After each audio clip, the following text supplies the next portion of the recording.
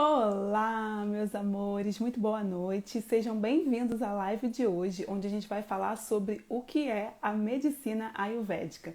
E hoje a gente vai ter um convidado muito especial, que é o Matheus Macedo. E enquanto ele não entra, eu vou explicar para vocês um pouquinho por que que eu decidi fazer essa live com esse tema. Então sejam muito bem-vindos, todo mundo que está entrando. Já já o Matheus entra e eu chamo ele para participar aqui com a gente.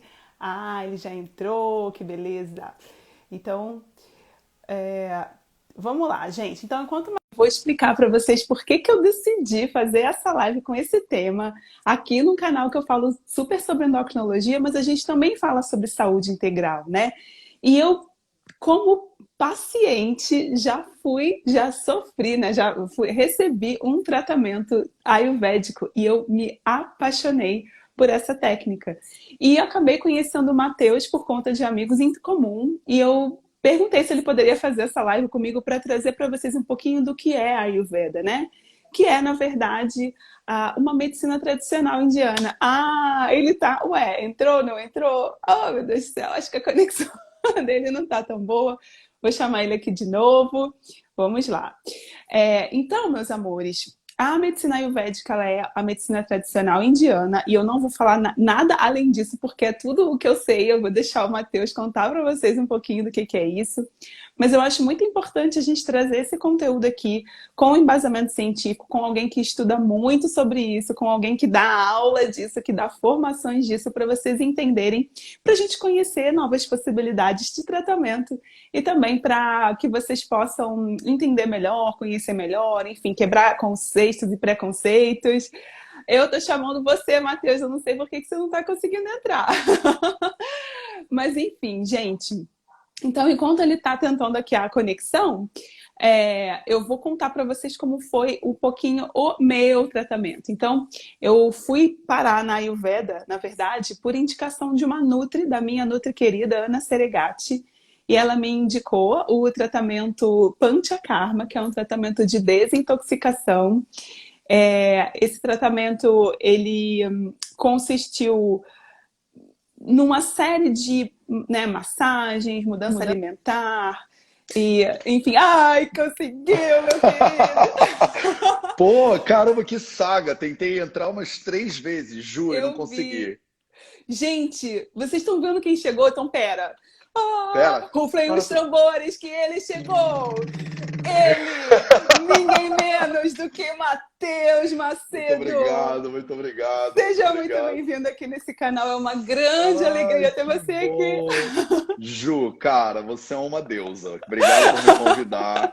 É uma honra. Ai, meu celular vai quebrar. É uma honra poder entrar aqui e contribuir com alguma coisa para o teu público e gerar um pouco de valor para essa galera maravilhosa aí hoje à noite. Não, eu tenho certeza que hoje à noite vai ser incrível e eu tenho muita pergunta para te fazer, você não tem noção. Eu sou um Talvez. livro aberto, Ju. Vamos que Yes! vamos. É agora. Então eu estava contando aqui pro pessoal, né, como foi o meu primeiro contato com a Ayurveda e foi um contato assim, um pouco chocante, ao mesmo tempo apaixonante, porque eu Aham. já comecei entrando num panchakarma.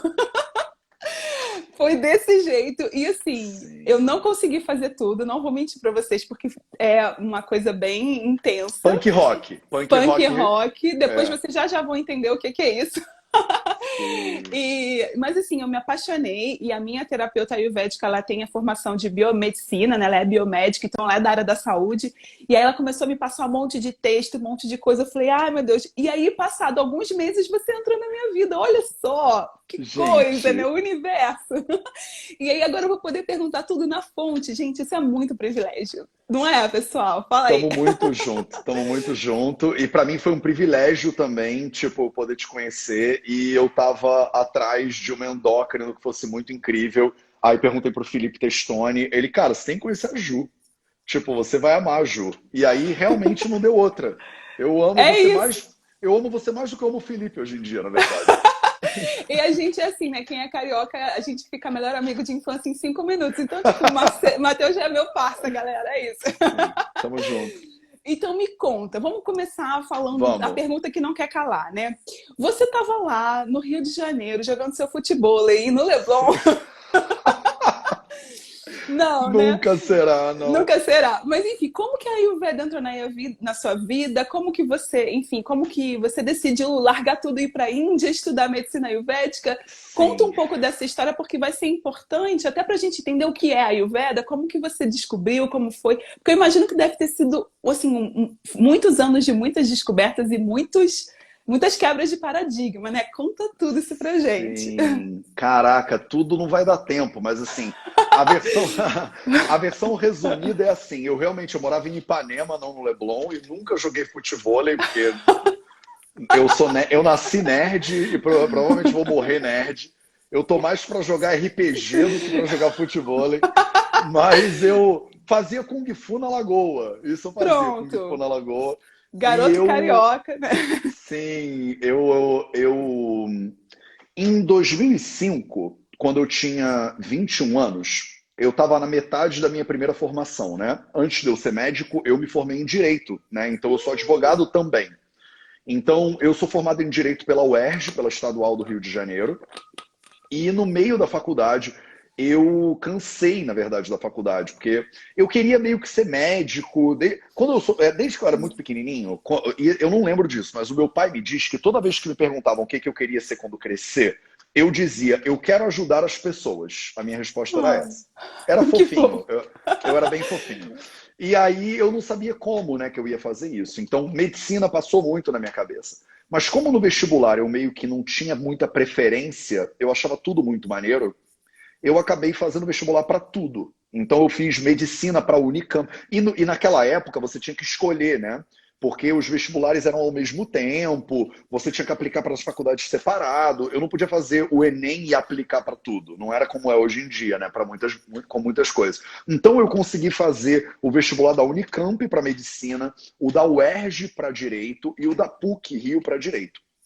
Os outros todos tinham sido atrasados, porque teve greve no ano de 2001, que eu fiz vestibular. Teve um monte de greve que atrasou todos os vestibulares em 6 meses. Então a FRJ atrasou, tudo atrasou. Eu fiz a primeira, eu não podia fazer o da USP, porque ela era junto com uma outra faculdade, e aí eu escolhi alguns. Aí eu fiz PUC Direito, porque a PUC no Rio não tem medicina. Eu fiz o UERJ Direito, porque era muito boa e a medicina na UERJ era um pouco questionável, assim, né? A UFRJ, medicina, era top. Eu ia fazer medicina para a UFRJ, mas nem chegou, o vestibular não deu tempo. E eu fiz medicina para a Unicamp. Primeira fase de medicina da Unicamp, eu não passei, assim, nem na primeira fase. E tem aquelas diferenças de vestibular do Rio de São Paulo, né, e tal. Eu não entendia nada do que estava acontecendo naquela prova. Eu sei que eu bombei geral. Eu passei para direito na PUC, com uma bolsa lá de não sei quantos por cento, e eu passei para direito na UERJ.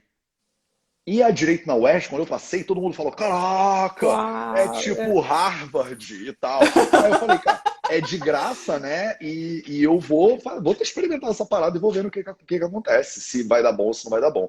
E eu era o pior aluno da faculdade de Direito. Assim, se você conversar com qualquer colega meu que estudou Direito comigo, eles falam, cara, eu ia de chinelo e bermuda. Eu tinha E Direito é uma parada super gravata, né? Meus colegas iam de terno e gravata no segundo ano da faculdade, no segundo semestre, já estavam de terno e gravata. Eu até a metade da faculdade eu ia de bermuda e chinelo. Eu tive professores de processo criminal, inclusive, teve um professor que me reprovou por causa da maneira como eu me vestia. Que eu era muito desleixado, eu não fazia, eu não honrava a faculdade direito. Você não tem pinta de advogado, realmente. Não tenho, né? Nunca seria, nunca passaria. E aí eu no meio da faculdade eu estava numa crise existencial profunda e eu não sabia que eu não gostava de direito. Eu estava num emprego que eu já estava trabalhando há 3 anos e eu não queria continuar. Eu tinha recebido uma promoção, me convidaram para trabalhar mais. E eu falei, mas eu não quero fazer isso da vida. Eu estava num relacionamento que eu não estava 100% querendo continuar. Então, sabe quando tá tudo meio morno? E aí eu falei, cara, eu tô precisando dar uma renovada em tudo. E eu, adolescente muito estranho, que não jogava futevôlei, eu estudava mandarim, né? Desde os 17 anos eu fazia aula particular de mandarim. Porque eu lá atrás, quando eu era adolescente, eu acreditava que a China ia ser o maior país do mundo algum dia. Eu era um profundo admirador e estudioso de cultura chinesa, filosofia, e Um tal e tal. visionário. Um visionário. Naquela época todo mundo achava que eu era maluco. A China não era nem parceiro comercial do Brasil em 2000 ainda. A China virou parceiro comercial do Brasil acho que em 2008. Então, 8 anos antes, eu estava lá estudando mandarim. E aí eu era apaixonado por cultura oriental, mandarim e tal, só que eu tinha estagnado no mandarim. Aí tava tudo meio que uma bosta, eu achava tudo meio mais ou menos. Aí eu resolvi trancar a faculdade, vender meu carro, pedir demissão do emprego, pegar todo o dinheiro que eu tinha e ir morar na China e estudar mandarim em Pequim. Eu apliquei para uma faculdade que chama Beijing Yuan Dashi, é uma faculdade de línguas de Pequim, é a faculdade mais famosa de línguas da China inteira. E eu fui fazer um curso intensivo de mandarim na universidade durante 6 meses. E eu só sabia isso, eu só sabia que eu ia para a China, eu ia estudar mandarim pra caramba, eu ia estudar um pouco de medicina tradicional chinesa, que era uma paixão minha na época. Eu fui aluno do Juraci Cansado no Rio de Janeiro, que foi um dos precursores da medicina tradicional chinesa, do Taoyin e tal, no Rio de Janeiro. E eu fazia Tai Chi Chuan, Kung Fu, essas coisas no Rio de Janeiro. E aí eu falei, cara, vou para a China, vou estudar mandarim, vou estudar Kung Fu e vou estudar medicina tradicional chinesa. E aí eu comecei a estudar mandarim lá, né? E eu adorava aquele troço, a minha vida na China foi maravilhosa. Eu tinha 21 anos, imagina. Aí eu fui morar em Pequim, conheci pessoas que são amigas minhas até hoje, pessoas que eu amo profundamente até hoje. E foi isso, passei 6 meses lá. E aí eu decidi, cara, quer saber? Eu vou largar a vida no Brasil e vou fazer medicina tradicional chinesa na faculdade mais tradicional da China, em Pequim. É um curso também de uns 6 anos de medicina, só que você precisa do nível D de mandarim, que eles chamam de HSK nível D. Eu tinha nível B, então eu precisava estudar mais 1 ano de mandarim para eu chegar no nível D, aplicar para a faculdade de medicina e morar na China para sempre. Assim, esse era o plano da parada. Só que eu era muito curioso, e sempre, né, fui muito curioso. E é parte dos meus estudos lá de medicina tradicional chinesa, a gente estuda sobre a origem da medicina tradicional chinesa. E eu super achava que a medicina tradicional chinesa era o início do universo, assim. E eles falavam assim, olha, medicina tradicional chinesa não é o início do universo. Tipo, a medicina tradicional chinesa, ela veio para a China com um monge que atravessou os Himalaias e trouxe a medicina. Ele não só trouxe a medicina, como ele trouxe o Kung Fu e ele trouxe o budismo. E o nome desse cara era Bodhidharma e ele trouxe tudo para a China. Então, essa cultura toda que eu admirava pra caramba, ela não tinha vindo da China. Eu fiquei muito bolado. Aí eu falei, cara, eu quero ir nesse Himalaia. Na fonte, não. A gente gosta de ir na fonte ali, roots, né? Na raiz da parada. Aí eu fui, óbvio, né? Eu fui morar no Tibete. E aí eu tive uma oportunidade, fui até o Tibete. E aí, olha, tava lá na China, estudando Kung Fu, medicina chinesa, me falaram que veio daqui a parada. E aí eu fiquei 1 mês e meio morando em monastérios no Tibete e dando uma passada lá no Tibete. Isso você tinha o quê? 20 e poucos anos, né? 21 anos. Tudo isso aconteceu em um ano. Enquanto a galera da cidade estava jogando futebol na praia, tomando cerveja. Eu estava meditando no Tibete com os monges tibetanos. Sim. E tal. Eu era bem esquisito, coitado da minha mãe. Que tem que me aturar. Até hoje, tadinho. E aí eu lá no Tibete, né, fui morar nos monastérios, aí tava lá fazendo umas... Imagina, gente, eu conheci o Tibete do filme do Brad Pitt, 7 anos no Tibete. Eu falava, velho, isso deve ser o pequeno Buda, né? Eu falava, isso deve ser uma parada mais maneira do mundo. E aí eu ficava nos monastérios, aí passei em vários lugares diferentes. E eles falavam, então, esse negócio da medicina tradicional chinesa, ela veio daqui. Então a gente tem a medicina tradicional tibetana. Eu falei, velho, esquece a medicina tradicional chinesa. Eu vou estudar medicina tradicional tibetana e vou morar no Tibete. Mas a medicina tradicional tibetana, ela veio do outro lado do Himalaia com esse mesmo monge. Aí o maldito desse monge, cara, da onde ele veio. E aí eu aluguei um carro com outros turistas lá. Imagina, nessa época não tinha celular, Google, não tinha nada disso, tá, gente? Era tudo... Eu ficava num albergue lá em Lhasa, na capital do Tibete. E aí conheci uns gringos que estavam querendo alugar um carro. Falei, vamos alugar um carro e vamos atravessar o Himalaia de carro. E aí a gente pegou a Friendship Highway, que é a avenida que liga Lhasa, no Tibete, até Katmandu, no Nepal. E você cruza os Himalaias. Foram 8 dias de carro. Eu passei no acampamento base do Everest. Eu tenho foto minha no Everest, não no topo do Everest, na base do Everest. E eu atravessei o Himalaia de carro e cheguei em Katmandu, no Nepal. Em Katmandu, no Nepal, eu fui morar num ashram do Swami Chandresh, é o nome dele, até hoje está vivo e está lá, numa cidadezinha no norte de Katmandu que chama Budanikanta. Se você estiver no Nepal, eu recomendo você visitar Budanikanta, um lugar super bonito na base da montanha e tal. E aí fui morar lá com o Swami Chandresh. Olha, eu fui lá na China, medicina tradicional chinesa, mandarim, kung fu, aí me falaram do Bodhidharma, aí eu cheguei no Tibete, medicina tradicional tibetana, budismo tibetano, aí eu atravessei o Himalaia e tô aqui. E aí ele falou, então, esse Bodhidharma, ele veio da Índia, na verdade. Ele veio da Índia. E esse negócio que você está procurando chama Ayurveda. Aí eu falei, não, calma aí. Da onde veio esse negócio da Ayurveda? Porque de repente era o Bodhidharma que veio lá do Egito. E eu não quero ficar, não vou ficar perdendo meu tempo. Eu quero ir na fonte. Onde é que esse moço nasceu? Não, Matheus, essa parada nasceu na Índia mesmo. A origem da parada toda é na Índia. E o Ayurveda é o início da tradição, que depois derivou para a medicina tradicional chinesa na China. É o início da tradição que derivou para a medicina nos países árabes, que depois virou o método hipocrático e que depois desenvolveu para a parada toda. Falei, velho, e os livros são escritos em sânscrito, que é a base das línguas europeias, inclusive. Tipo, esquece o mandarim, muda para sânscrito e vamos que vamos, né? Tipo, esquece o mandarim e começa do zero. Rebobina o VHS e começa do zero. E aí eu entrei no Yahoo, na época não tinha Google, eu entrei no Yahoo, e aí eu busquei Ayurveda no Yahoo, curso de Ayurveda e tal e tal. Aí eu encontrei um curso que chamava BAMS, Bacharelado em Medicina Ayurvédica e Cirurgia Ayurvédicas, numa faculdade que chama Gujarat Ayurveda University, a Universidade de Ayurveda de Gujarat. E aí eu mandei um e-mail para essa universidade. Entrei no site deles, é um site tosquerérrimo, até hoje é tosco. Mas é a faculdade mais famosa de Ayurveda. E é a única faculdade na Índia, uma das únicas, que é exclusivamente Ayurveda. Não tem engenharia, comunicação, arquitetura. É 100% medicina ayurvédica. É farmácia ayurvédica, cirurgia ayurvédica, enfermagem ayurvédica. É 100% Que ayurveda. legal! Isso é uma coisa que eu queria até te perguntar, porque quando você estudou, né, tipo, agora, não foi há 5.000 anos atrás, Não. eles fazem um paralelo com a medicina ocidental ou, tipo, não, nada a ver? Como é que é Claro, isso? fazem Que super massa! paralelos. Fazem super paralelos. Vou chegar lá. Então eu Tá. mandei um e-mail para essa faculdade e eu falei, cara, me fala como é que é esse curso aí, negócio do Ayurveda e tal. Aí o cara mandou um e-mail de volta e falando assim, olha, tem um curso aqui de 5 anos e meio de duração, ele custa X mil dinheiros. Eu não tinha nada, eu era tipo esfarrapado. Estudante brasileiro. Não, e eu não tinha nada, eu não tinha emprego, eu larguei tudo para ir morar com o dinheiro que eu tinha, assim. Minha mãe me mandava umas granas, assim, de vez em quando me mandava um dinheiro pro meu cartão. Naquela época eu não tinha nada TransferWise, essas coisas que tem hoje em dia. Eu tinha um cartão de débito que minha mãe botava dinheiro no Brasil e eu conseguia sacar pelo mundo. Teve passagens minhas no sul da China, por exemplo, que a máquina comeu o meu cartão de crédito. E aí eu Nossa fiquei sem Senhora. nada, assim, porque eu não tinha nem um centavo, nem o cartão e mais nada, assim. Foi muito massa. Foi muito maneiro. E aí eles me falaram, olha, tem esse curso aqui, ele custa não sei quantos mil dinheiros, eu não tinha nem O 10 curso inteiro dinheiros. ou, tipo, a A mensalidade? faculdade, o O curso FII da inteiro. faculdade. Uhum. Eu falei, não tenho essa grana, não tenho como fazer isso, beleza, obrigado. E aí continuei minha jornada, voltei para Pequim, peguei um avião, voltei para casa, tive uma crise de identidade enorme, porque eu não queria fazer direito.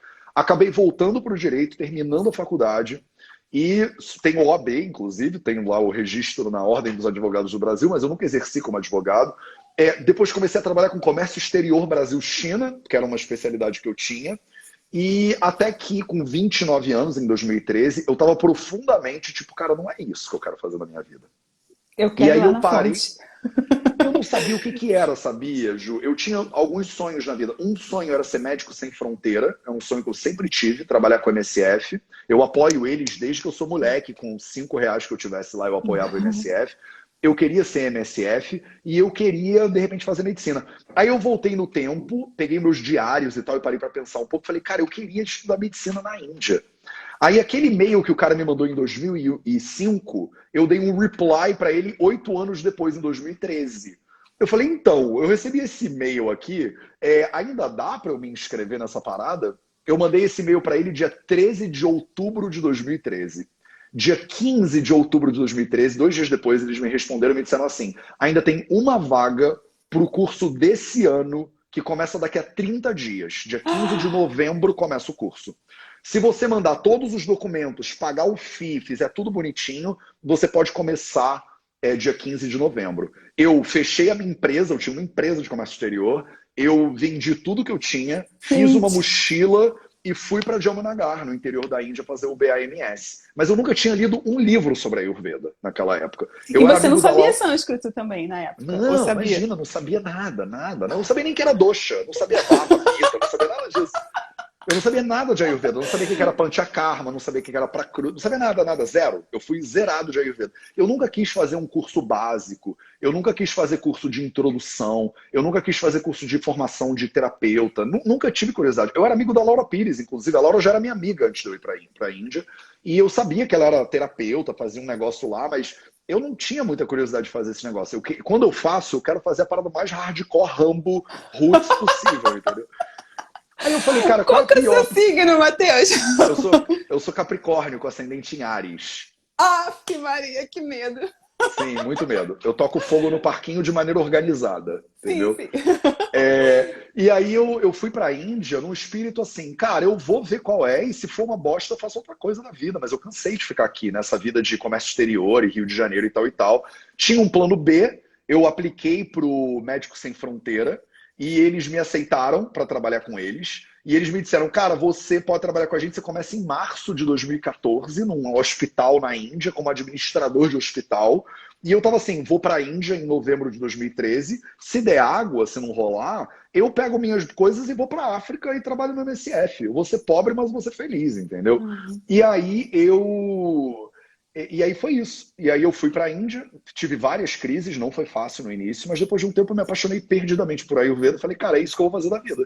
Logo depois eu tive a oportunidade de ir ao Brasil por convite da Laura Pires para dar palestra. E foi isso que aconteceu. E aconteceu o Vida Veda. E O aí, Vida Veda quando você entrou no seu caminho de alma, tudo se abriu, né? Resumindo, é isso. por isso que, por exemplo, a Joyce Marrom está dizendo assim: você começou medicina em 2013? Achei que você já era formado há mais tempo. Não, eu comecei o Vida Veda no final do terceiro ano da faculdade de medicina. Eu comecei o Vida Veda, eu nem era formado em medicina ainda. Então, eu formei há 1 ano e meio atrás, 2 anos atrás, mais ou menos, porque na Índia a gente forma e depois faz o internato. Por uma loucura do governo, ou sei lá do que é, você forma em medicina e aí você faz o internato. Então eu Sim. tinha horários para cumprir no hospital, que eu acabei de cumprir os meus horas de hospital esse ano, inclusive, no início de 2020. Porque eu fiquei devendo horas por causa do Vida Veda, eu comecei a viajar pelo Vida Veda e eu fui pagando as minhas horas de hospital quando dava, entendeu? Mas eu me formei, eu nem lembro mais o ano, gente, parece que faz 10 anos, Ju, é muito louco. 2018, pelas contas aí, né, que você falou. Pronto, 2018, é isso. E aí, 2020, eu concluí meus horários de hospital e não tem muito tempo. Parece que eu estou fazendo isso a vida inteira, basicamente, mas não tô, né? Mas é o que você falou, é quando você encaixa na parada, a vida flui, né? Em 2017, quando a gente começou o Vida Veda, eu fazia o Vida Veda e fazia a faculdade de medicina junto. Eu me formei em 2018, eu estava fazendo o último ano da faculdade de medicina, 17 provas com prova oral e a parada, aquela parafernália toda que a gente faz, e fazendo Vida Veda e viajando para dar palestra e curso e workshop, foi tudo ao mesmo tempo. Então aproveita que você não tem, assim, eu sei que tem muita gente da sua audiência aqui, mas tem muita gente da minha também. Então explica Maravilhoso. maravilhoso. O que é medicina ayurvédica, no fim das contas, e o que é o Vida Veda? O que é esse sonho maravilhoso, esse projeto lindo que, Sim. nossa, tipo, sucesso do verão. Ai, que massa, sim. Delícia Cara, tropical. então, Ayurveda, na minha definição do Matheus, é um sistema de medicina científico baseado em diretrizes clínicas, que é revisado por pares ao longo de milhares e milhares de anos e é ensinado na forma de samhitas e nigantos. Eu vou decupar isso aí. Eu acredito que a Ayurveda, pelo que eu estudo, quando a gente fala de medicina baseada em evidências, esse é um modelo do David Eddy e do David Sackett da década de 80, né? As pessoas acham que eu faço Ayurveda há muito tempo, mas elas também acham que medicina baseada em evidências é um conceito de 100 anos atrás. E eu tenho uma apresentação que eu explico como a medicina moderna, 100 anos atrás, estava tipo, engatinhando em muita coisa que a gente acha que é óbvio, né? Tipo assim, a indústria Bayer vendia heroína em farmácia. Tipo, você comprava heroína da Bayer para administração pediátrica, diga-se de passagem. Então, assim, muita coisa mudou em 100 anos, né? Veio o cara lá que descobriu a penicilina, a gente começou a curar gonorreia em 4 horas. Tem umas coisas que aconteceram muito impactantes nos últimos 100 anos, né? E o Ayurveda é um sistema que tem documentado uns 4.000 anos O livro mais antigo que a gente tem é o Charaka Samhita, que é esse cara aqui. Esse livro aqui, ele foi escrito entre 3 e 4 mil anos atrás, e ele é escrito 100% em sânscrito, então eu não tenho nenhuma pretensão, né, que vocês vão entender, mas são essas letrinhas bem bizarras aí. E ele é uma diretriz clínica, então ele é como, se você é profissional de saúde de área de medicina, isso aqui é tipo um Harrison's do Ayurveda. Então ele tem meio que o compilado de medicina interna em muitos capítulos, é uma pataca, né, toda escrita em sânscrito, não vou conseguir botar isso na prateleira nem com cachê. E aí a gente basicamente estuda esse legado que foi passado de geração de médico para geração de médico há 4 mil anos. Não tem nada, não foi alguém que se iluminou no alto de uma montanha, que intuiu, que psicografou, não é nada disso. Foram gerações de médicos observando a natureza, método científico lá nos primórdios do método científico, observando a natureza e tirando conclusões de como o homem interage com a natureza e como ele pode se beneficiar, se curar, ter uma vida longa, saudável, feliz, potente e tal e tal. E aí, a cada geração de médicos, a gente teve uma revisão do sistema, comentários a esse livro. Então isso é um sistema que continua vivo, pulsante. O Vida Veda, por exemplo, está fazendo o comentário de 2020 ao Charaka Samhita e ao Ashtanga Hridayam. Então a gente continua atualizando esse conhecimento e ele continua evoluindo. Então eu acredito, a maneira como eu vejo medicina, a medicina moderna, para mim, ela é parte do Ayurveda. A nutrição moderna é um desdobramento científico do Ayurveda. O Ayurveda começou lá e hoje a gente tem CRISPR, hoje a gente tem o microbioma, hoje a gente tem essas coisas, tem um monte de, sei lá, diagnóstico de imagem e tal, mas isso para mim nada mais é do que um desdobramento do ser humano tentando se entender cada vez melhor. Eu acho que não tem crise, por isso que para mim o Ayurveda é um sistema que é naturalmente de medicina integrativa. Ele tem o DNA de medicina integrativa. Eu não acho que tem nenhum conflito com medicina árabe e ayurvédica. A árabe veio depois, é um desdobramento natural, é uma evolução do conhecimento humano, entendeu? Então, eu acho que o Ayurveda, o poder que a gente tem dentro do Ayurveda, é que a gente tem muito tempo de evidência. Então, esses livros todos que estão aqui atrás de mim, tudo isso aqui é diretriz clínica e evidência científica, basicamente, se você souber ler esse negócio. Por que eu sou o primeiro brasileiro a se formar nesse troço? Porque é difícil pra caceta, basicamente. Não, você tem que ir lá ler sânscrito, né? Não, aí você tem que ir lá ler sânscrito, você tem que ter, tipo, sangue nas veias, porque não. Mas, assim, o bagulho é tenso, né? O bagulho é tenso. Mas assim, quando você fala isso, eu acho tão importante, porque o médico ocidental, ele tem uma mania feia de achar que só aquilo que ele sabe é que é o certo. Tá? E eu sei disso porque eu venho de uma escola muito tradicional, fiz medicina na UFRJ. E assim, quando eu fazia o UFRJ, eu tinha medo de prestar residência para outros hospitais, porque a gente tinha aquela coisa bairrista de achar que só aqui que é bom. Sim. Né? E aí eu vim para a Unicamp fazer meu mestrado, meu doutorado, e assim, quer dizer, mas aí eu já estava com uma outra cabeça, mas as pessoas que são formadas aqui, muitas vezes fazem residência aqui, depois fazem mestrado aqui, doutorado aqui, e você não sai, você não vê outros olhares. Então, assim, na minha história, como eu mudei muito de lugar, eu acabei, né, indo fazer residência em outro lugar, depois eu vim fazer mestrado aqui, fiz um pouco na Alemanha, fiz um pouco na Bélgica. Você vê outras realidades, a gente começa a, tipo, calçar a sandália da humildade e falar, peraí, o que eu sei não é bem assim, né? E eu já ouvi tanta gente falando mal, entre aspas, de medicinas tradicionais. E eu fico pensando, cara, esse negócio existe há 5 mil anos. Quem sou eu, entendeu? Para falar alguma coisa. Quem sou eu para duvidar? Ou mesmo, eu não tenho nem conhecimento para falar qualquer coisa a respeito. E eu acho muito legal a gente trazer isso para cá, porque assim... Como você falou, né? O ser humano tentando se entender. E isso é a jornada de vida de todos nós. Eu acredito que a gente veio para esse mundo para se conhecer. Seja do ponto de vista emocional, físico, de relações, relação, né, um com o outro, relação com o planeta, com os animais, com... Sabe? E aí você vai ficar questionando, duvidando, fazendo picuinha. Pelo amor de Deus, né, minha gente? Vamos usar a nossa energia para coisas mais produtivas. Como, por exemplo, eu vi o Matheus contar pra gente... semelhanças e diferenças da medicina ayurvédica, né, da prática ayurvédica. Então, dúvidas que eu tenho, né? A semelhança e a diferença para a medicina tradicional, quer dizer, tradicional não, medicina moderna, né? essa que vocês conhecem, né? Tipo do médico lá com a receitinha carimbando. E aqui no Brasil a gente tem muito terapeuta ayurvédico, mas a gente não tem médicos ayurvédicos, como você falou, você foi o primeiro. Então, qual que é a Sim. diferença de área de atuação? Explica um pouquinho isso aí pra gente. Legal.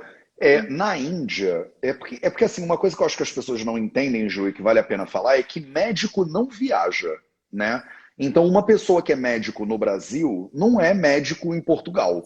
Você chega aqui em Portugal com seu CRM, você não pode entrar num hospital e atuar, né? Então, o médico é uma profissão que é localizada mesmo. E eu acho que tem que ser, porque cada lugar tem dificuldades muito específicas e que o médico tem que entender daquelas especificidades ali. Você, Uhum. como médico no Amazonas, você vai ver coisas que um médico em Porto Alegre não vai ver.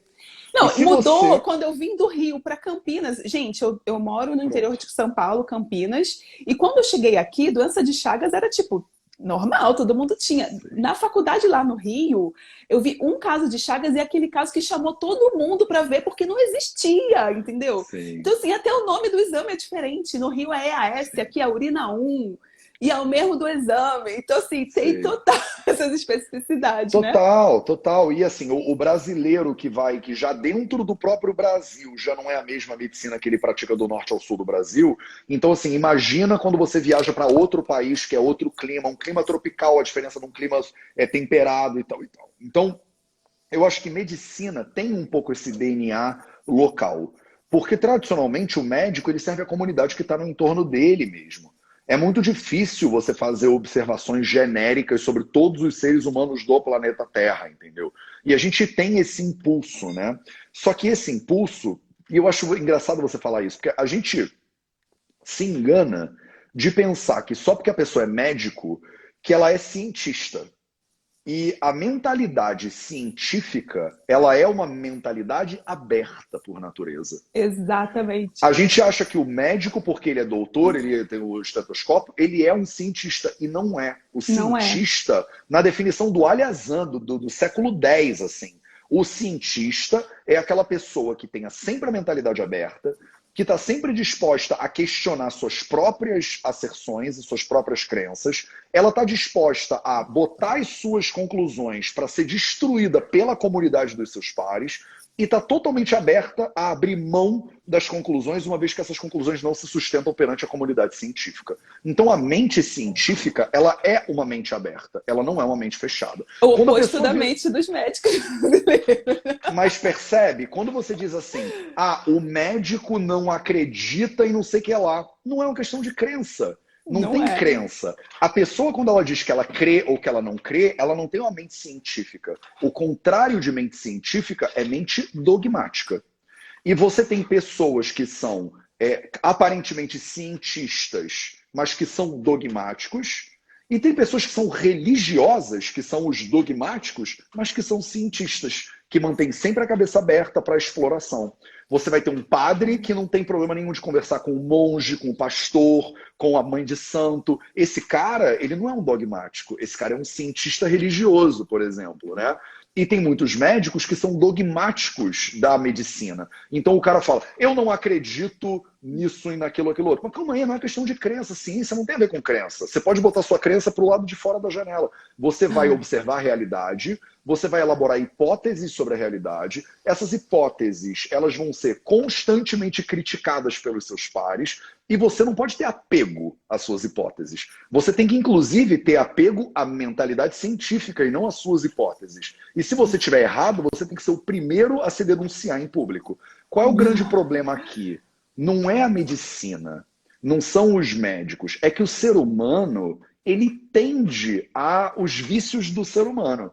Que é, por exemplo, o ego, né? Não, mas eu é que elaborei essa tese. Essa é a tese do Mateus. Então a tese do Mateus tem que estar correta. Isso não é um pensamento científico, isso é um pensamento dogmático, egoísta, de uma pessoa que de repente está com o estetoscópio em volta do pescoço, entendeu? Para que serve essa parada? E eu acho que assim, tem isso no Ayurveda pra caramba. Tem um monte de ayurvédicos que não acreditam na medicina moderna. O que é uma mentalidade científica? E eu amo isso, né? eu fui para os Estados Unidos, por exemplo, trabalhar em clínica moderna na Califórnia. Eu tenho mentores como o Dr. Michael Clapper, por exemplo, que é um médico moderno lá na Califórnia, que me botou embaixo da asa dele, e eu sentava na clínica dele de médico moderno para eu aprender medicina moderna também. Então, se eu amo medicina, eu não amo a visão do Matheus. Não é o Matheus que importa. Por que que eu quero virar médico? Eu quero virar médico para servir as outras pessoas. Para que eu quero concluir alguma coisa sobre a natureza? Para que servem conclusões? Conclusões servem para avançar o bem-estar das pessoas, para poder ajudar a Ju. A Ju chega para mim e fala assim, eu estou com dor de barriga. Aí eu penso, deve ser porque ela tomou Coca-Cola no almoço. Aí a gente faz um teste, chega a uma conclusão e tal e tal. É porque o Matheus quer criar a lei do Matheus sobre a digestão? Não, é porque o Matheus quer ajudar a Ju. O Só para problema é que fechar, deixa eu só resumir. Tem uma frase vai. que eu adoro, que eu até já fiz um post falando sobre isso, que é: o cientista não acredita nem duvida, o cientista testa. E é isso, resumido, né? A mente científica é essa. A gente não pode acreditar nem duvidar sem a gente colocar aquilo à prova. Isso é método científico verdadeiro, né? Isso que é o que a gente ensina quando a gente está fazendo uma pesquisa.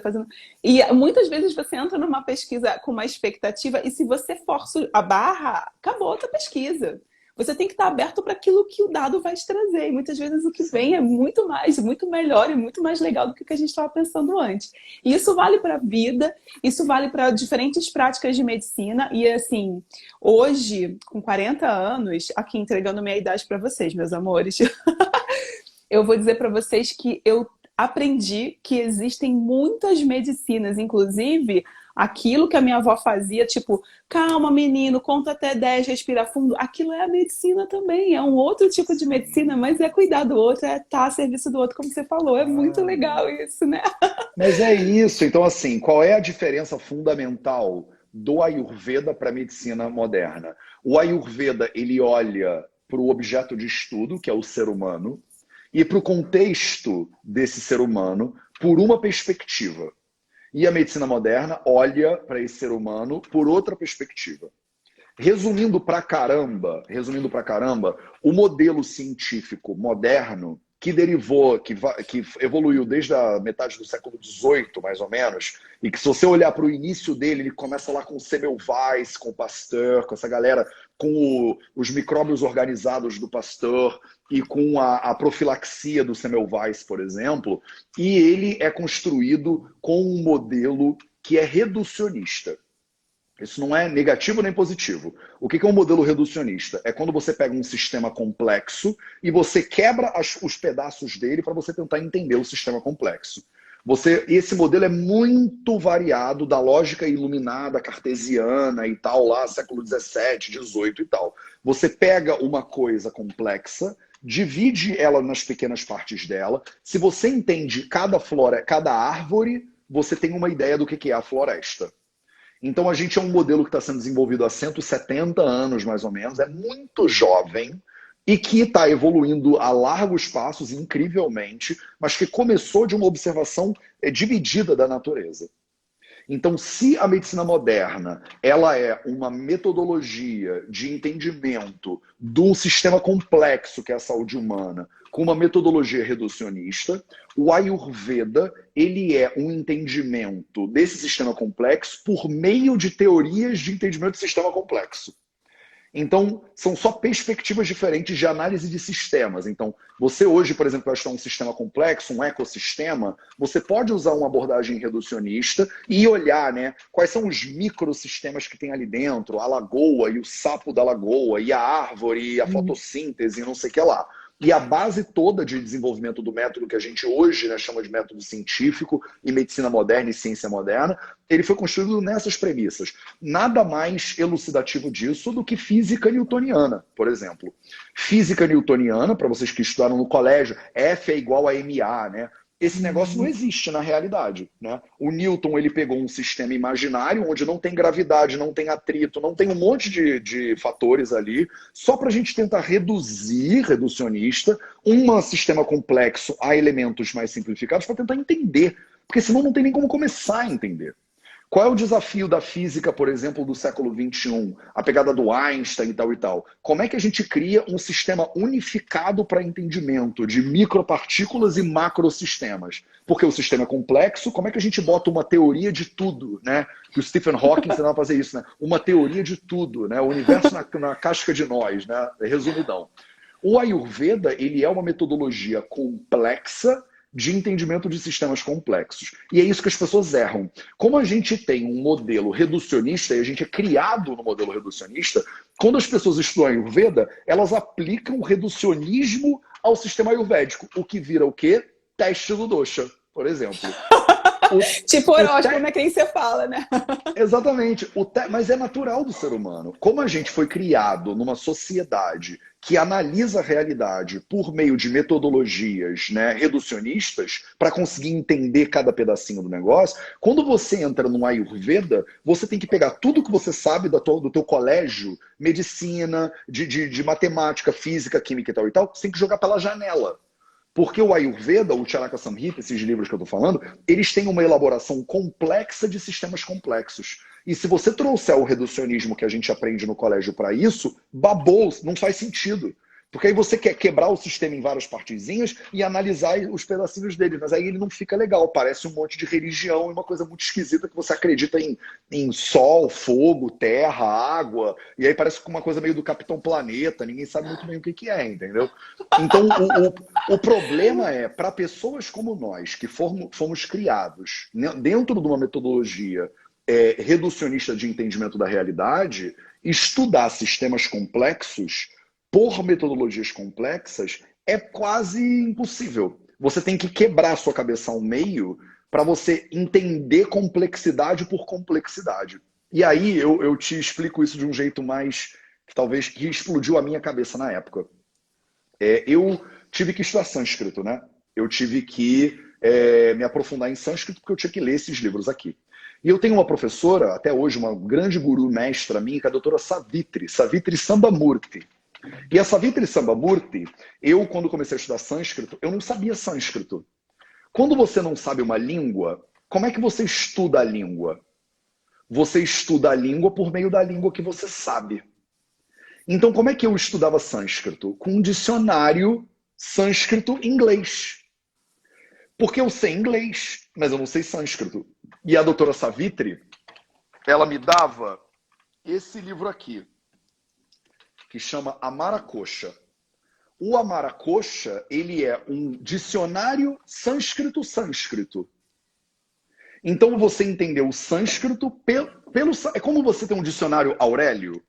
Você que sabe português, se você não sabe não sabe o que uma palavra significa, sei lá, qualquer palavra aí, né? Oxímoro. Eu não sei o que oxímoro significa, Matheus. Como é que você descobre? Você não vai num dicionário inglês-português ver o que está escrito lá. Você vai no dicionário Aurélio e ele vai te dizer, né? Oxímoro é isso, aquilo, outro, né? E aí você aprende palavras em português por descrições em português. Você está dentro do sistema da língua portuguesa aprendendo mais português. Como é que a gente faz quando a gente aprende uma língua estrangeira? Muitas vezes a gente aprende língua estrangeira pela nossa língua. Só que isso gera uma série de problemas de compreensão da língua estrangeira. Porque você está interpretando um sistema pelo teu sistema. Explica para um gringo o que é saudade. E você pira a cabeça do gringo. Porque ele fala, como assim? Não é I miss you? Não, não é I miss you. I miss you é eu sinto falta de você. Ué, mas saudade não é I miss you? Não, não é. Aí vem um alemão aprender português, aí você fala para ele assim, essa parte da sua camisa aqui chama manga. Aí a gente vai no hortifruti um dia, aí ele fala, ai que linda essa fruta, como é que é o nome? Aí você fala, manga. Aí ele fala, não, você me disse que manga é da camisa.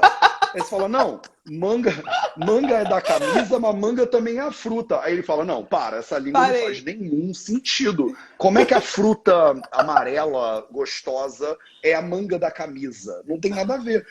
Para quem fala português, a gente não tem dúvida. Para o gringo, ele está traduzindo na cabeça dele. Então ele chama manga da palavra manga na língua dele e chama manga da camisa da palavra manga da camisa na língua dele, entendeu?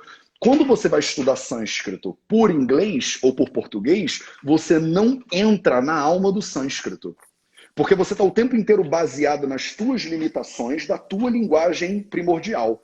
Então a doutora Savitri Sambamurti, ela falava, joga fora o teu dicionário em inglês. Ele não serve para nada para você. Você precisa aprender sânscrito por sânscrito. E eu ficava desesperado, Ju. Eu falava, doutora, a senhora não está entendendo. Não tem como eu fazer isso.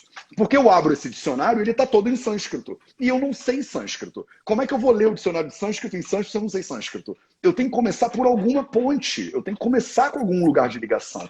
E ela dizia, você pode até começar com algum lugar de ligação, mas alguma hora você vai ter que queimar essa ponte. Porque senão você está sempre traduzindo na tua cabeça. Sabe quando você sabe uma língua tão bem que você sonha na língua? Que você pensa na língua? Você não tem mais, você não faz mais português, inglês, português e fala. Você já pensa, por exemplo, em uma língua estrangeira e aí você começa a entender o humor daquela língua. Eu lembro de eu assistindo Friends quando eu era mais jovem e eu aprendi inglês assistindo Friends, né? E eu assistia Friends e a minha mãe, às vezes, estava na sala, a dona Cristiane Alves, maravilhosa. E a minha mãe, ela não sabe inglês. Então ela assistia Friends lendo a legenda. E eu me cagando de rir e ela falando, nossa, não tem graça nenhuma esse negócio. E não tem, se você lê a legenda, não tem graça nenhuma. É. E aí eu tentava explicar, não, mãe, mas é porque essa palavra é um trocadilho com uma outra palavra que ele não falou. Ah, mas como é que eu vou saber isso? Não, você não vai saber, porque você não sabe a língua, entendeu? Mas e aí o Ayurveda é isso, entendeu? E isso, na verdade, faz o link com o que a gente acabou de falar, né? Porque você começar por partes, tem que ter uma ponte, que nem você falou. Só que o objetivo todo é você continuar caminhando e expandindo. E muitas vezes a gente para na zona de conforto do dicionáriozinho, do conhecimento científico até a graduação e depois não faz mais nada, aquela coisa toda. E aí você não caminha, fica parado na vida. Não tem como. E mas então, aí você elabora uma série de dogmas que te prendem. Aí você fala, eu não acredito nisso, eu não acredito naquilo. Mas como assim você não acredita? Tem evidências científicas aqui provando esse negócio já pra você. De 5 mil anos, querido. De 5 mil anos, ou então no Guia Alimentar da População Brasileira. Ou então no documento de 50 anos de pesquisa e estudo de câncer do IARC, da Organização Mundial de Saúde. Tá lá no IARC, por exemplo, documento do Instituto, da Agência de Pesquisa e Estudo de Câncer da Organização Mundial de Saúde. Não tem nada a ver de Ayurveda, não está em sânscrito, está escrito em um monte de línguas, inclusive. Os caras estão há 50 anos estudando e pesquisando câncer. Aí eles botam lá, carcinógeno classe 1. Carnes processadas são carcinógenos classe 1. Qual é a doença que mais mata no mundo? Doença cardiovascular. Qual é a segunda doença que mais mata no mundo? Câncer. A segunda doença que mais mata no planeta Terra, ela tem uma ligação direta com o consumo de carne processada. Isso é uma evidência científica. Vulgo mortadela, amores. Vamos já começar, né? Vulgo mortadela, vulgo salsicha, vulgo linguiça, vulgo todos os frios que você passa na máquina, vulgo todos os hambúrgueres do McDonald's, do Burger King, de todas as marcas que você conhece. Isso não é o Vida Veda, não é o Ayurveda, não está em sânscrito, está no IARC. Mas aí a pessoa que come o negócio a vida inteira dela, e ela não quer abrir mão do hábito dela, o que ela fala? Eu não acredito no IARC. Essa mente não é científica. Essa mente é dogmática. Dogmática. Mas olha só, Matheus, deixa eu te falar, faltam 11 minutos para acabar a live. E assim, a gente nem começou. A gente nem começou. Ju, imagina. Que 11 nada. A gente vai ter que fazer outra. Mas eu queria muito que você contasse. O tempo é só uma representação da nossa mente, né? Para enganar a gente. Eu queria que você contasse como nasceu o Vida Veda, porque no meio dessa loucura toda, você lá aprendendo... Gente, vocês falaram que o Matheus é um ET aqui no chat, eu tô super acompanhando, eu tô morrendo de rir. Ele é. E aí, no meio de tudo, eu penso, o cara tá lá na Índia, não conhecia ninguém, sem dinheiro, aprendendo sânscrito por sânscrito, e de repente ele cria o Vida Veda. E aí, cara, é muita loucura. Conta como foi isso pra gente, pelo amor de Deus, gente. Conto e eu preciso, assim, rapidinho, eu preciso te dizer que o Ayurveda, então você me perguntou, né, qual é a diferença, né? Na prática, hoje em dia, na Índia, se você for num hospital ayurvédico, tem cara de prescrição e carimbo igual. E você me perguntou também, eu não quero sair sem te responder. A gente estuda medicina moderna no BAMS, estuda. Eu sou treinado para ser um agente de saúde do governo indiano. Então, talvez tenha um plano, um posto de saúde numa cidade no interior da Índia, e eu seria o médico responsável por esse plano de saúde. Então o paciente vai chegar e eu vou saber prescrever antibiótico, ele vai chegar com uma chapa e eu vou ter que ler um raio-x. Então a gente aprende 70% Ayurveda e 30% medicina moderna, com muito básico. Tanto que eu fui me aprofundar em medicina moderna nos Estados Unidos, em nutrição moderna e tal, porque eu achei que a minha formação na Índia não estava suficiente, né? E vou continuar estudando. Eu agora estou aqui em Portugal, no ano que vem eu vou aplicar para validar meu diploma em Braga. O próximo passo, por exemplo, eu quero fazer residência em oncologia aqui na Europa. Então eu estou pegando o Ayurveda, aí eu vou botar a oncologia e a gente vai fazer um samba muito louco aí para beneficiar as pessoas. Então eu acho que aí eu entro na tua pergunta, que é: o Vida Veda, ele foi uma resposta a, número um, convite das pessoas que me fizeram. Pô, fala mais sobre isso. Minha irmãzinha, por exemplo, Yasmin, falava, toda vez que a gente sentava para conversar, a minha irmã, que é minha irmã, eu chamo de irmãzinha, mas ela tem 28 anos e é advogada hoje, é uma mulher incrível, inclusive gênia. Ela sim é um ET. Se vocês acham que eu sou um ET, vocês não conhecem a Yasmin. A Yasmin é uma gênia dessas pessoas que são gênias. E a gente sentava para conversar, e a Yasmin sempre falava assim, cara, Teus, a gente tem que filmar você falando esse negócio. E eu nunca tive redes sociais, eu tinha aversão a essas coisas, Ju, eu nem gosto, eu nem tenho. Se você me procurar no Facebook, no Instagram, eu não teria nada disso se não fosse por vocês, assim, porque eu não acho tão legal esses negócios. Eu estaria tocando piano e lendo livro aqui. Então eu criei isso tudo porque a Yasmin, eu fui ao Brasil uma vez, ela falou, a gente vai no supermercado e eu vou te perguntar as coisas no supermercado, eu vou filmar e vou botar no meu Snap. Ela tinha um Snapchat. Aí a gente andando no supermercado, ela pegava um sabonete, ela falava, Teus, por que eu não posso usar esse sabonete? Aí eu falava, cara, lê os ingredientes, tem DTA, DTA é um pouco citotóxico, não sei o que lá. Aí ela falava, velho, aí as amigas falavam, meu Deus, isso é muito maneiro, não sei o que lá. Aí a Yasmin tanto me apurrinhou que eu falei, tá bom, vou criar um canal no YouTube e vou começar a responder perguntas que as pessoas me mandam. E aí nasceu a série que chama Vida Veda Responde, que eu fazia lá no início. Uma vez por semana eu fazia um videozinho respondendo uma pergunta que eu recebia muito comum. E começou assim. Eu fiz o Vida Veda Responde para as pessoas e para o nerd que existe dentro de mim, eu fiz a série que chama Vida Veda nos Samhitas. Eu pensei assim, em algum lugar do planeta tem um Mateus que não teve o privilégio que eu tive de poder largar tudo e ir morar na Índia. E esse cara, ele ia querer ter acesso a esses livros de milhares de anos atrás. Mas ele não vai poder fazer essa jornada que eu tive a oportunidade de fazer. Eu vou começar a ler esses livros e gravar a leitura e botar isso no YouTube para todo mundo que quiser ler esses livros ter acesso a esses livros em língua portuguesa.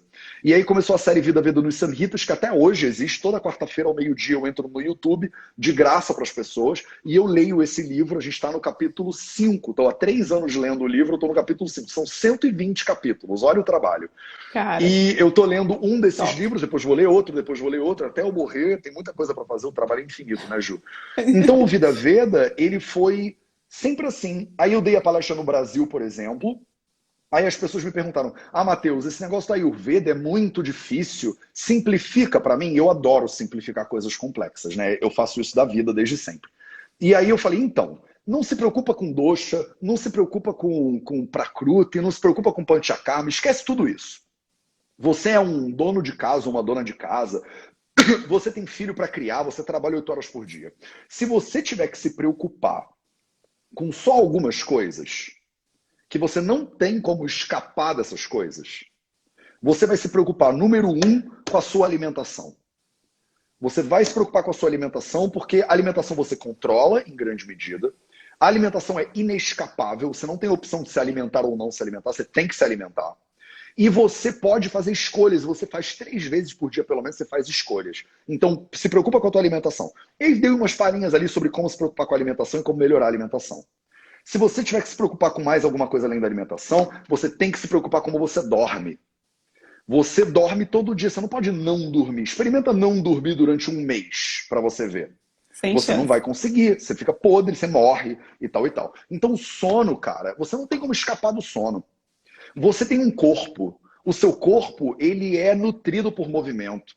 Você tem que se preocupar com o movimento. O movimento é uma parada que você não pode, não. Não é academia, não é personal trainer, não é malhação, é movimento. Você gosta de dançar dança, você gosta de lutar luta, você gosta de fazer lamba aeróbica, faz lamba aeróbica. Você gosta de fazer aula de aeróbica com a Jane Fonda, com polainas né? Manda brasa.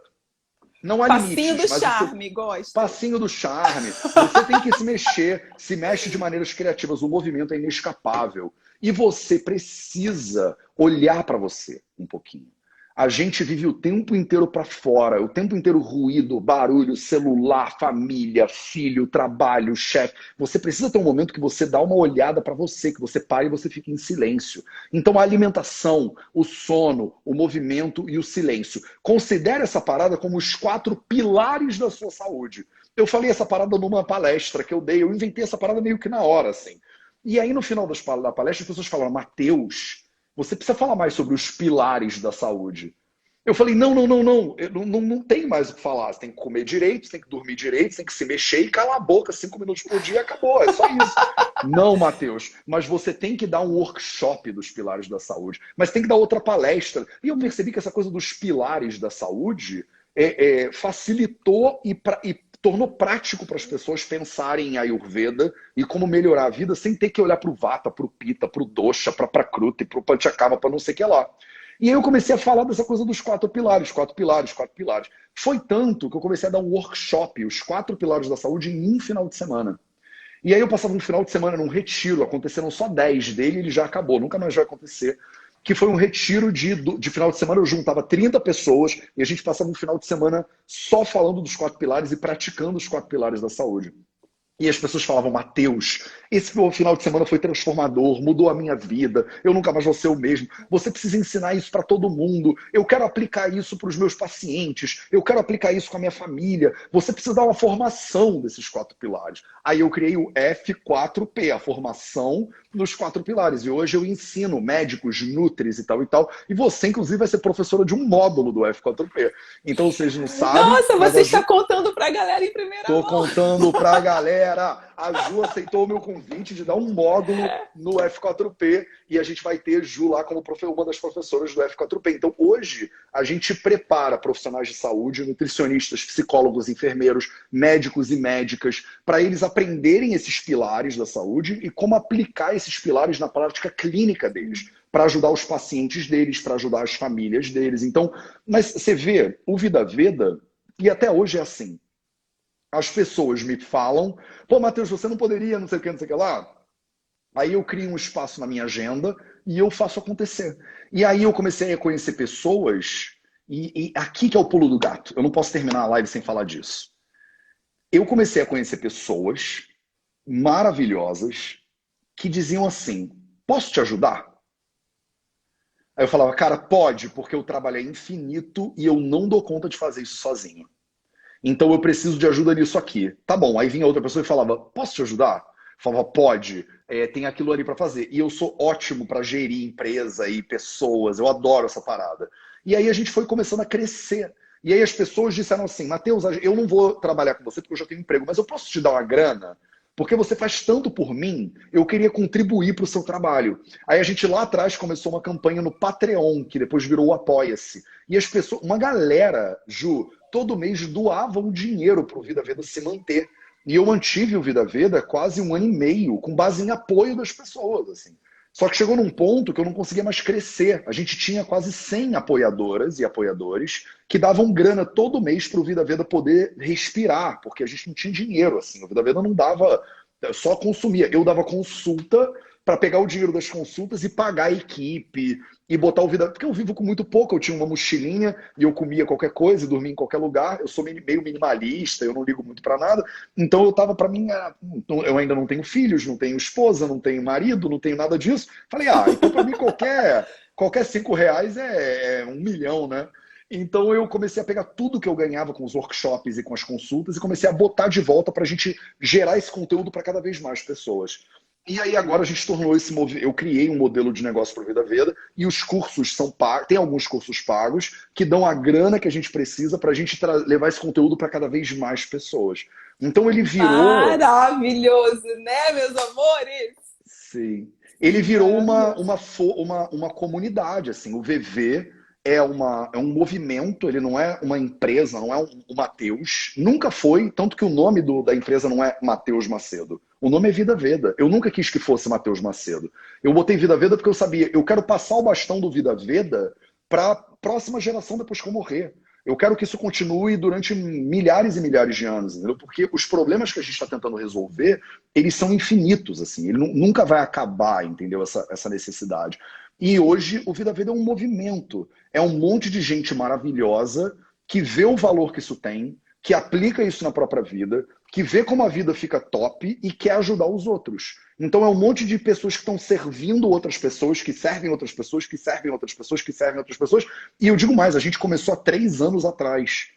Então, assim, eu fico imaginando daqui a 10 anos, daqui a 20 anos, o tamanho que essa parada pode ter, sabe? Porque Cara, vamos dominar o mundo, amigo!